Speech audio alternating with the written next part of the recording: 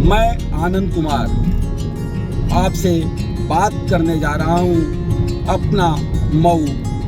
News portal की तरफ से। रास्ते देख रहे हैं, यह सड़क, यह रास्ता, यह मंजिल तय करती है देश की सबसे बड़ी पंचायत में बैठने के लिए। यह वही रास्ता है जिससे मेरे घोसी का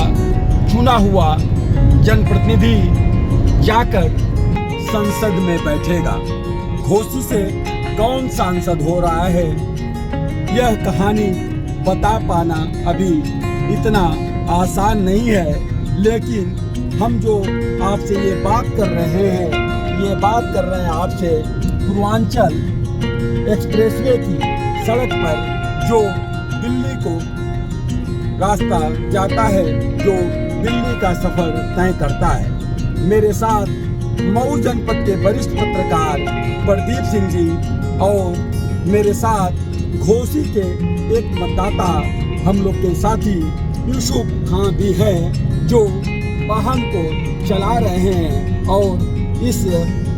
मंजिल की, हम लोग का जहां मंजिल है, सफर है, उस रास्ते को तय कर रहे हैं। देश की जनता देश का सांसद और प्रधानमंत्री कौन होगा उसको चुनने में लगी है। घोसी की जनता उसका सांसद कौन होगा उसको चुनने में लगी है। अभी तो हम लोग अपने सफर में हैं, अपने मंजिल को जा रहे हैं। आइए हम बात करते हैं मऊ के वरिष्ठ पत्रकार प्रदीप सिंह से कि घोसी की सियासत का हाल क्या है, किसका तापमान कितना हाई है, कितना लो है, कौन जीत रहा है, कौन मजबूत है और किसकी टेम्पो हाई है। वैसे तो घोसी की बात कर लें तो मैं दर्शकों आपको पहले बता दूं कि घोसी से सुभाषपा और भाजपा से मंत्री ओम प्रकाश राजभर के बेटे डॉक्टर अरविंद राजभर ने अपना नामांकन कर दिया है और समाजवादी पार्टी से सपा के राष्ट्रीय प्रवक्ता राजीव राय ने अपना नामांकन कर दिया है और बहुजन समाज पार्टी से पूर्व सांसद बाल कृष्ण चौहान ने अपना नामांकन कर दिया है। इसके अलावा अन्य छोटे दलों के कई प्रत्याशियों ने अपना नामांकन किया है। कई निर्दल लोगों ने अपने लिए नामांकन पत्र खरीदा है और नामांकन करने के लिए वे अपनी तैयारी में लगे हैं। लेकिन घोसी की सियासत में मूलतः सपा, बसपा और सुभाषपा के प्रत्याशी मैदान में हैं। तो इस समय घोसी की सियासत क्या कहती है, हम बात करते हैं प्रदीप जी से। हाँ प्रदीप जी, क्या हाल है घोसी की सियासत का? मऊ की घोसी लोकसभा सीट पर जो है प्रत्याशियों का आगमन हो चुका है। प्रत्याशियों ने अपना नामांकन पत्र दाखिल कर दिया है। वैसे तो देखा जाए तो सारे दल जातीय समीकरणों को लेकर काफी दौड़ लगा रहे हैं और सभी लोग अपनी अपनी जाति के अलावा गैर जातियों को, मतदाताओं को लुभाने के लिए हर संभव प्रयास कर रहे हैं। यदि देखा जाए तो सुहेलदेव समाज पार्टी और भाजपा के संयुक्त मोर्चे से जो है अरविंद राजभर चुनाव मैदान में आए हैं, जिनका अभी अगर देखा जाए तो इनकी स्थिति मौजूदा समय में काफ़ी विकट चल रही है, क्योंकि पार्टी के अंदरूनी कार्यकर्ता काफ़ी नाराज हैं कि यहाँ पर जब चुनाव होता है विधानसभा, लोकसभा, तो पैराशूट से एक प्रत्याशी नीचे उतार दिया जाता है। कमोबेश यही हालत अरविंद राजभर के साथ भी हो रही है। पार्टी के अंदर अंदरूनी बगावत भी चल रही है। इसके अलावा कैबिनेट मंत्री ओम प्रकाश राजभर जो पहले अपने बयान दिए थे, उन बयानों को लेकर यहाँ के मतदाता काफ़ी दुखी हैं और उनके मन में ये है कि यदि वोट भाजपा को देना है तो हम नहीं जाएंगे वोट देने, या देंगे तो किसको देंगे ये अभी तय नहीं है। दूसरे पहलू पर देखा जाए तो समाजवादी पार्टी के प्रत्याशी राजीव राय भी चुनाव मैदान में आ गए हैं, जो पिछले लगभग 10 साल से या 12 साल से कहा जाए कि मऊ की धरती पर लगातार वो अपना प्रयास कर रहे हैं। एक बार लोकसभा चुनाव की सीट पर हार भी चुके हैं और लेकिन उसके बाद भी वो अपना मुलाकात करने का सिलसिला या लोगों से दुख दर्द बांटने का सिलसिला, चाहे किसी को विदेश से बुलाने का सिलसिला, पीड़ितों के साथ अपना हर संभव सहयोग दिए हैं। प्रयास है कि अपना जो है वह इस मऊ की धरती को कर्मस्थली बनाना चाहते हैं। हालांकि आज जनपद के रहने वाले हैं राजू राय जी, और मऊ की इकलौती घोसी लोकसभा सीट का आंशिक एरिया जो है रसड़ा तक पहुंचता है, तो कहीं न कहीं यह माना जाएगा कि मऊ से उनका लगाव है। हालांकि बेंगलोर में इनका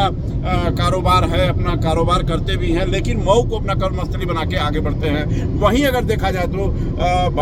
बहुजन समाज पार्टी से प्रत्याशी के रूप में पूर्व सांसद बालकृष्ण चौहान बने हैं, जो पहले भी बसपा से ही सांसद रहे हैं और उन्होंने भी काफ़ी अपने को मानते हैं कि हम बहुत काम किए हैं। वो अभी चौहान बिरादरी से आते हैं और उनका मानना है कि चौहान वोटर ज़्यादा हैं, इसलिए दलित वोटों के साथ मिलकर अपना जो है विजय श्री प्राप्त कर सकते हैं। ऐसे में देखा जाए तो हर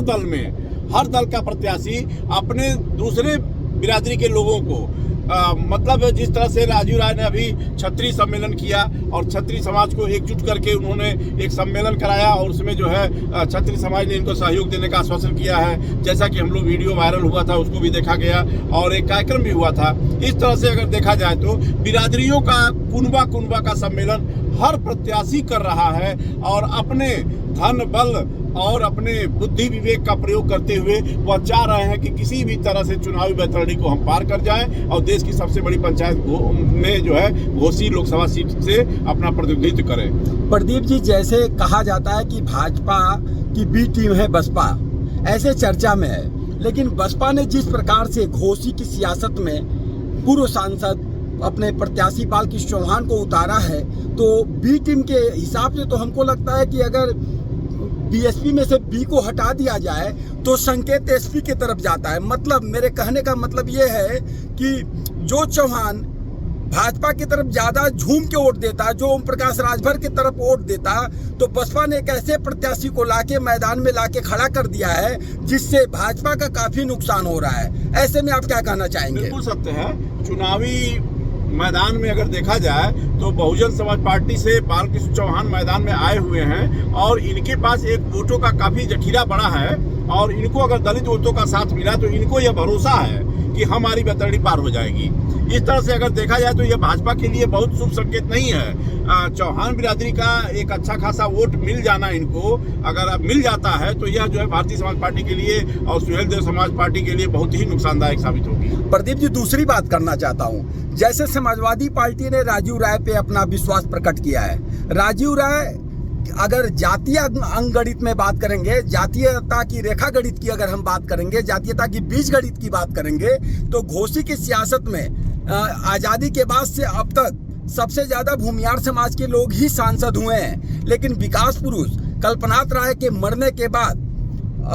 भूमियार का सांसद होने का सिलसिला रुक गया था। लेकिन वर्तमान में जो सांसद हैं अतुल राय, समाजवादी पार्टी और बसपा के एक साथ चुनाव लड़ने पे वे सांसद तो हो गए, लेकिन कल्पनाथ राय के निधन के बाद भूमियार का सांसद होने का जो पराकाष्ठा था वो रुक गया था। और जब कल्पनाथ राय के पहले जो चुनाव होते थे, जब झारखंडे राय, अलगू राय वाले जमाने में चुनाव होते थे, तो उस समय इतनी जातीयता की बोलबाला नहीं थी। अब जब पूरा देश, पूरा लोकसभा विधानसभा जातीयता में डूबा हुआ है और जहां घोसी लोकसभा की सीट पे समाजवादी पार्टी ने सबसे कम संख्या वाले बिरादरी को, भूमियार समाज को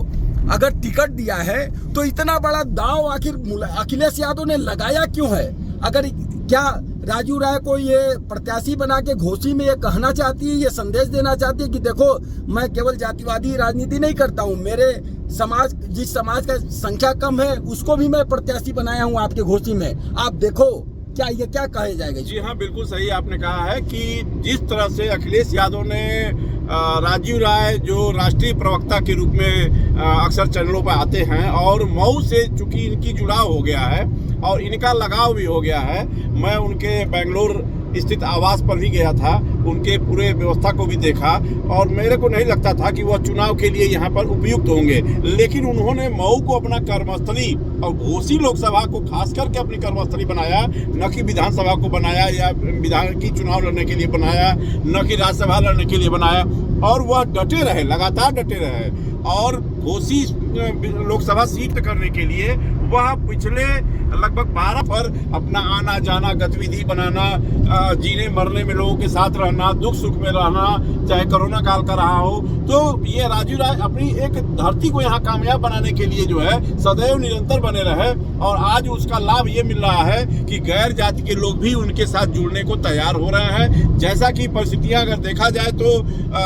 चौहान बिरादरी से भारतीय जनता पार्टी को काफ़ी तकलीफें हैं, वहीं पर समाजवादी पार्टी में यादव मत और मुस्लिम मत जो है सिक्योर्ड हैं। इसके साथ जो है गैर बिरादरी के लोगों का मत अगर मिलता है, क्षत्रिय बिरादरी का मिलता है, भूमिहार बिरादरी का मिलता है, तो कहीं ना कहीं राजू राय को ये माना जा सकता है कि आज की तिथि में उनकी बढ़त है। प्रदीप जी, मैं ये भी समझता हूँ कि घोसी की जो सियासत है, घोसी की सियासत में अगर देखा जाए तो ये कह दिया जाए कि लड़ाई आर पार की है, अभी ये कहना जल्दीबाजी होगी, क्योंकि बालकृष्ण चौहान को, बसपा को कम समझना, कम आंकना, मजबूत नहीं समझना, ये कहीं ना कहीं क्या गलती होगी। कहीं माना जाए कि तीनों प्रत्याशी अभी मजबूत है, लेकिन तीनों में तीसरा कौन है? तीसरा वाला अगर फाइनल हो जाएगा तो पहला वाला अपने आप फाइनल हो जाएगा। यह सत्य है कि घोसी लोकसभा सीट पर त्रिकोणीय लड़ाई होनी है।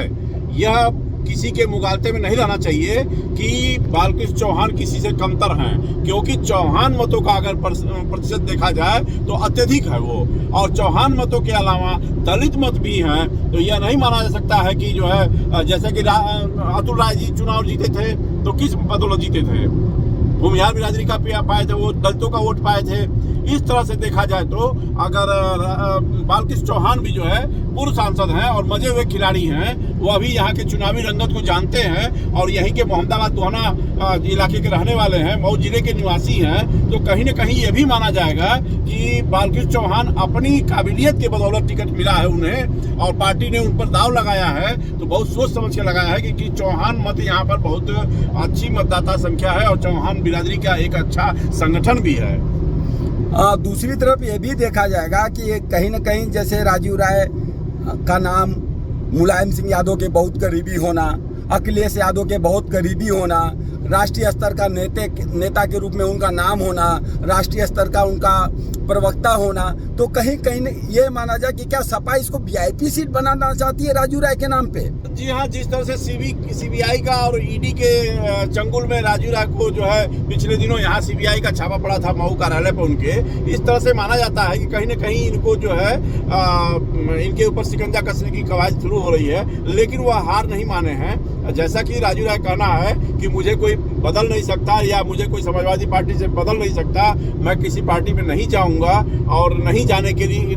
की एवज में हमारे पास शिकंजा कसा जा रहा है। वह जनता के बीच इस बात को रख भी रहे हैं कि मुझे सीबीआई और ईडी से डराया जा रहा है। तो कहीं न कहीं यहाँ के मतदाता भी राजू राय के प्रति सिंपैथी रख रहे हैं, यह सत्य है। ओम प्रकाश राजभर के बेटे अरविंद राजभर मैदान में आए हैं, लेकिन पिता की करनी के चलते हो सकता है कि अरविंद राजभर को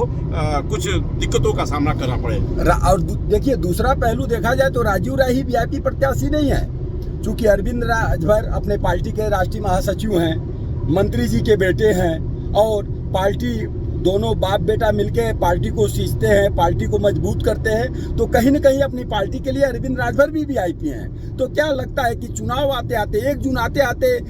घोसी की सियासत में ऐसा जुनून आ जाएगा कि ये वीआईपी सीट बन करके रह जाएगा? देखिए, अभी सही बात है कि स्टार प्रचारकों का आना अब शुरू होगा, चूंकि अंतिम चरण का मतदान हमारे यहाँ 1 जून को होना है, इसलिए अभी जितने बाहरी इलाकों से नेता और स्टार प्रचारक जब खाली हो जाएंगे तो यहीं आएंगे और यहीं अपनी बातों को जनता के बीच रखेंगे। बिरादरी के लिए तो अगर कहा जाए तो सभी दलों ने बिरादरी का ही सहारा लेने का एक प्रयास किया है, क्योंकि बिना बिरादरी के वोट से किसी की बैतरणी पार होना नहीं है। प्रदीप जी, हम आपको यहाँ रोकेंगे। अगर सभी दलों ने बिरादरी का सहारा लिया है तो जो 50,000 60,000 जिस बिरादरी की वोट की संख्या हो, 70,000 होगी, 80,000 होगी, जिस भूमिहार समाज की बिरादरी की संख्या होगी, समाजवादी पार्टी के अखिलेश यादव ने उस पर दाव क्यों लगाया है? चौहान समाज के लोग पढ़े थे, छत्री पढ़े थे, मौर्या पढ़े थे, ठाकुर पढ़े थे, ब्राह्मण पढ़े थे, आखिर राजू राय पे उन्होंने दाव लगाया है, तो ये क्या सोच के लगाया कि इतनी कम जनसंख्या वाले नेता के ऊपर हम दाव लगा रहे हैं? अखिलेश की ये क्या प्लानिंग है? समाजवादी पार्टी के मुखिया अखिलेश यादव ने इसलिए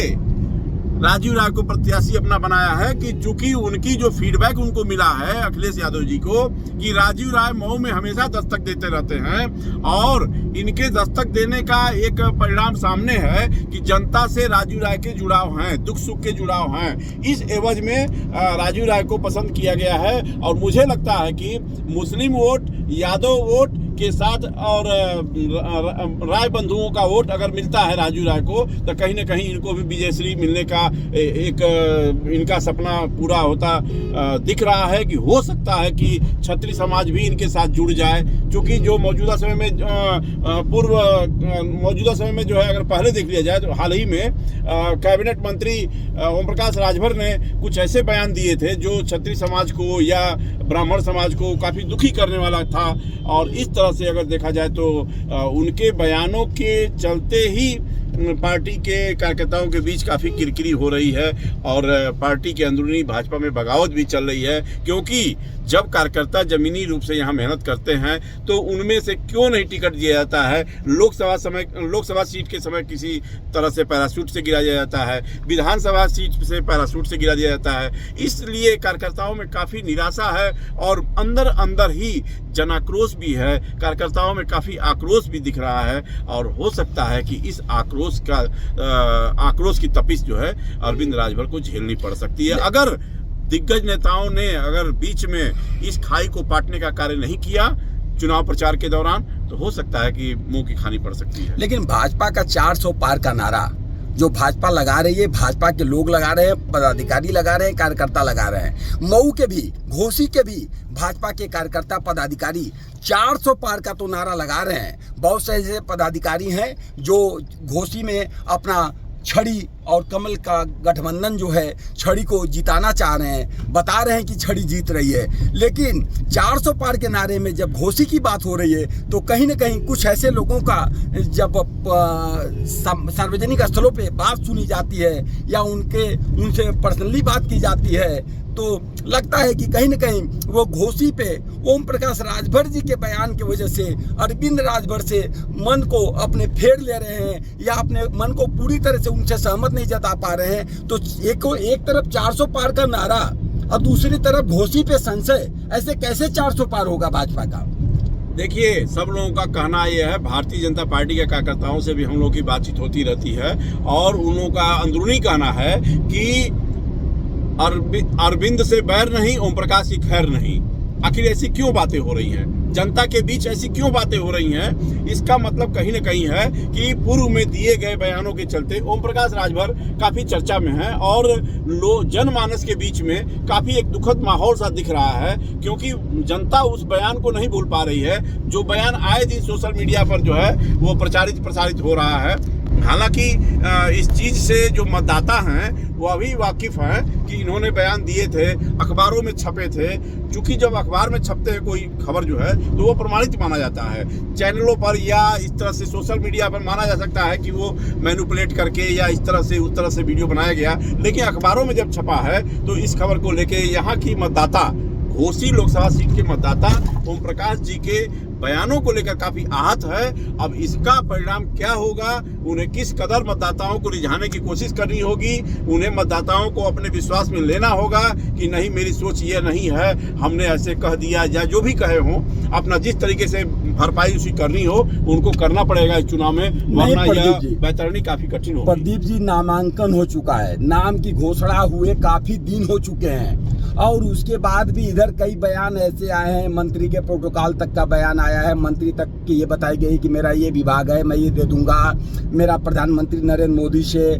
मेरा गृह मंत्री अमित शाह से बहुत अच्छे नजदीकी रिश्ते हैं, ये सब बातें सही हैं। लेकिन आखिर ओम प्रकाश राजभर अपनी बातों पे खेद कब प्रकट करेंगे? और हमको तो लगता है कि क्या कहिए, ऐसा तो नहीं है कि बहुत देर हो गया, खेद भी प्रकट करेंगे, इसका उसका बात कोई असर नहीं पड़ेगा। बहुत लोग अब जिसको मन बनाना है कि ओम प्रकाश को वोट देंगे वो मन बना चुका है, जिसको मन बनाना है कि नहीं हम ओम प्रकाश के राजभर के पार्टी को छड़ी को वोट नहीं देंगे, भले हम भाजपा ही हैं वोट नहीं देंगे, वो मन बना चुका है। तो क्या अगर ओम प्रकाश या ओम प्रकाश राजभर अगर माफी भी मांगते हैं मऊ की सियासत में, मऊ की जनता से, तो क्या जनता उनको माफ करेगी? आनंद जी, मैं आपके चैनल पर एक स्पष्ट बात बोलना चाहता हूं कि यूपी की जनता योगी के नाम पर वोट करती है और योगी जी को एक संत के रूप में देखती है और योगी जी से अगाध प्रेम है। और योगी आदित्यनाथ के विरोध में जो इन्होंने बयान दिए थे ओम प्रकाश राजभर जी, उस बयान को लेकर कैडर के नेता, भारतीय जनता पार्टी के जुड़े नेता, कद्दावर नेता, वो काफी दुखी हैं और आहत हैं। यहाँ के मतदाता जो भाजपा से परंपरागत जुड़े हुए हैं, उनके भी समझ में नहीं आ रहा है कि मैं वोट देने जाऊं या न जाऊं। यह एक जो है जनता से जब बात करने का एक सिलसिला हो रहा है कि हमारे मुखिया को अपशब्द कहा जाता है इनके द्वारा, तो हम क्यों इनके परिवार को आगे बढ़ाएं। ऐसे व्यक्तित्व से हम लोग को दूर रहना चाहिए। हो सकता है कि यह चीज़ जो है स्टार प्रचारक जब आवें तो इस चीज़ को दूर करावें। हाल ही में उनके बेटे ने अरविंद राजभर ने कार्यकर्ताओं के बीच अपना शीश झुकाकर अपने विजयश्री के लिए आशीर्वाद मांगा। यहाँ का भारतीय जनता पार्टी की बैठक एक होटल में हुई थी और वहाँ पर उन्होंने शीश झुकाकर बाकायदा नमन करके कार्यकर्ताओं को अपने सिर माथे पर लिया था कि हमें जो है आप आशीर्वाद दीजिए और चुनाव में हमें विजयी बनाइए। नहीं प्रदीप जी, जैसे कार्यकर्ता पदाधिकारी, तो कार्यकर्ता पदाधिकारी तो कुछ 100,000 होते हैं, लेकिन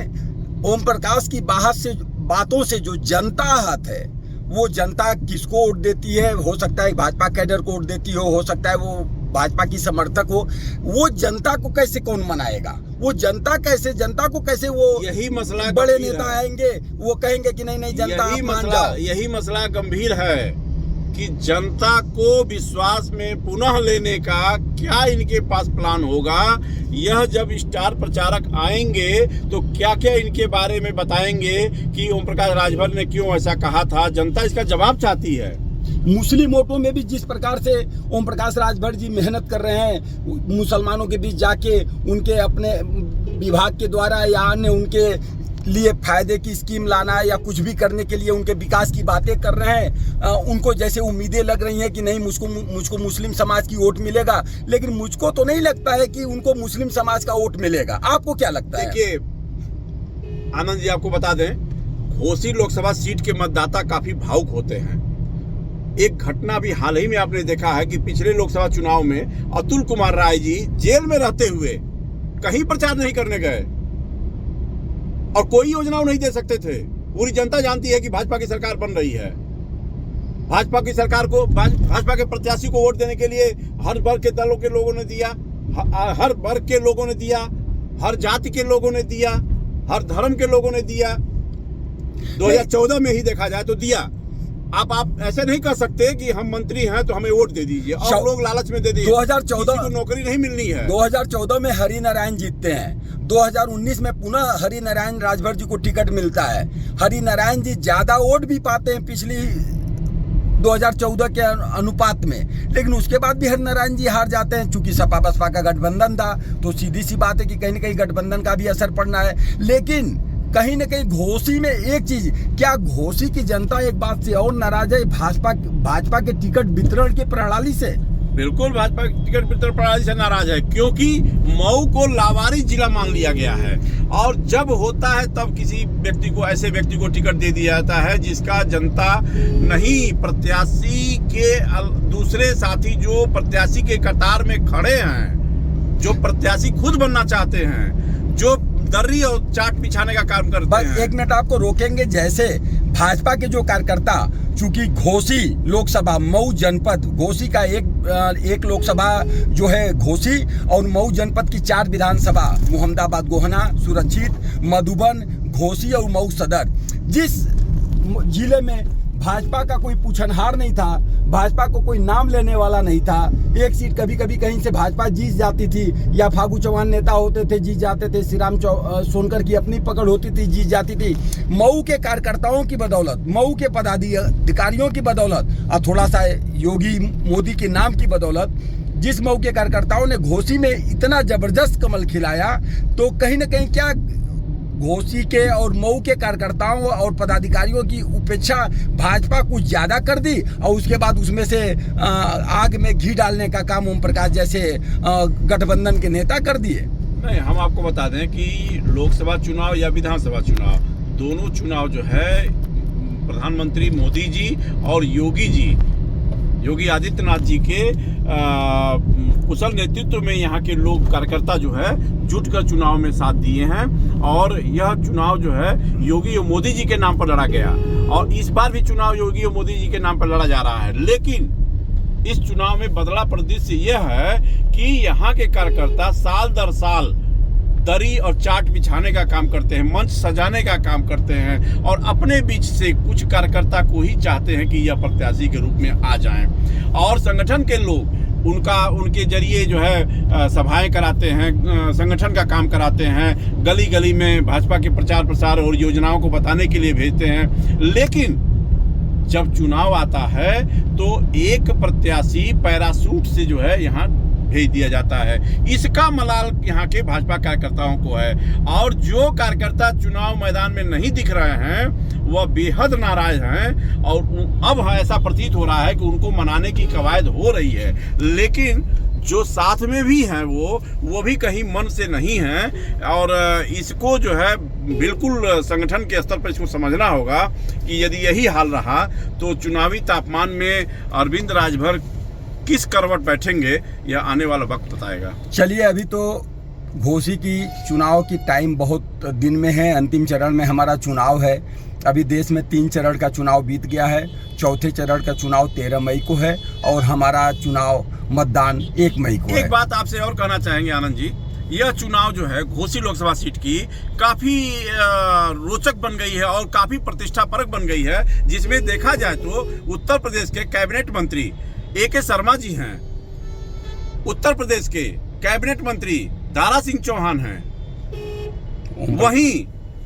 कैबिनेट मंत्री ओम प्रकाश राजभर हैं जिनके बेटे खुद चुनाव मैदान में हैं। इसके अलावा समाजवादी पार्टी की तरफ से देखा जाए तो सुधाकर सिंह विधायक हैं घोसी विधानसभा क्षेत्र से। इसके अलावा देखा जाए तो मोहम्मदाबाद में भी राजेंद्र कुमार विधायक हैं और यह देखा जाए तो यह सीट जो है काफी हार्ड सीट मानी जा रही है। नहीं प्रदीप जी, यहाँ पे अभी बात करेंगे जितने लोगों का आपने मंत्रियों का नाम गिनाया है, इसके अलावा यहाँ पे इस जनपद के निवासी के बतौर अगर हम बात करेंगे तो यहाँ पे MLC हैं यशवंत सिंह जी, MLC हैं उनके बेटे विक्रांत सिंह रिसू जी, MLC हैं AK शर्मा, मंत्री भी हैं, इनका नाम आपने ले चुका है। तो चूंकि अगर देखा जाए तो भाजपा का काफ़ी दबदबा है, भाजपा के यहाँ काफ़ी लोग हैं, लेकिन इतने लोग होने के बाद भी भाजपा क्या यहाँ पे बहुत मेहनत करनी पड़ेगी या ओम प्रकाश खुद अपना नैया पार कर लेंगे? कहीं न कहीं भारतीय जनता पार्टी के द्वारा जो टिकट सुहेलदेव समाज पार्टी के कोटे में टिकट को बांटा गया है, दिया गया है, इसका उनके अंदर जो है कार्यकर्ताओं के बीच में काफ़ी दुखद माहौल इस बात को लेकर है कि हम लोग साल दर साल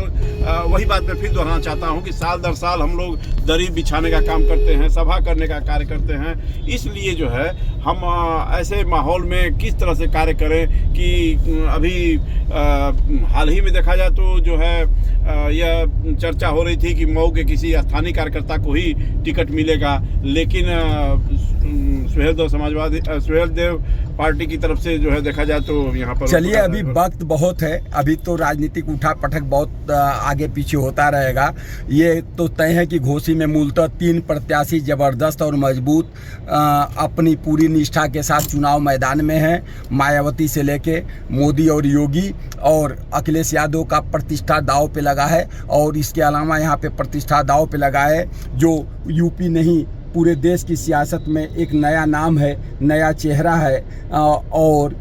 उत्तर प्रदेश सरकार में कैबिनेट मंत्री हैं ओम प्रकाश राजभर जी, क्योंकि उनके बेटे स्वयं यहाँ पे चुनाव मैदान में हैं और आप जानते ही हैं कार्यकर्ता के लिए मेहनत और बेटे के लिए मेहनत जब किया जाता है तो बेटे के लिए मेहनत कितना ज़बरदस्त और ज़्यादा करना पड़ता है। और बेटे को संसद ओम प्रकाश राजभर जी सिर्फ इसलिए भेजना चाहते हैं कि जिस पार्टी को, जिस सुहेलदेव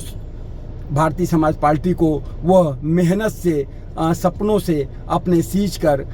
अपने समाज को, दलित और पिछड़ों की बात जो करते हैं उसको एक उचित स्थान, एक उचित मुकाम देना चाहते हैं। उनका बेटा जब संसद में बैठेगा तो उस समाज की बात करेगा जिससे उनकी पार्टी मजबूत होगी, उनके समाज के लोग मजबूत होंगे। लेकिन यह तो आने वाला वक्त बताएगा कि घोसी की सियासत से पूर्वांचल एक्सप्रेसवे होते हुए आगरा एक्सप्रेसवे से देश की नई संसद में पहली बार घोसी का वह कौन सा लाल कदम रखेगा, इसका इंतजार करना पड़ेगा। हम वक्त पर आगे हमेशा आपसे और बातें करते रहेंगे। आज हम जो बोल रहे हैं हो सकता है कल वो परिदृश्य बदल जाए, या हो सकता है उसमें और कुछ मजबूती आ जाए। अभी यहाँ पे नेताओं का आना जाना लगेगा, यहाँ पे नेताओं का पूरा फौज लगेगा, क्योंकि ओम प्रकाश की बात है और ओम प्रकाश का रिश्ता सीधे गृह मंत्री अमित शाह और देश के प्रधानमंत्री नरेंद्र मोदी से हैं।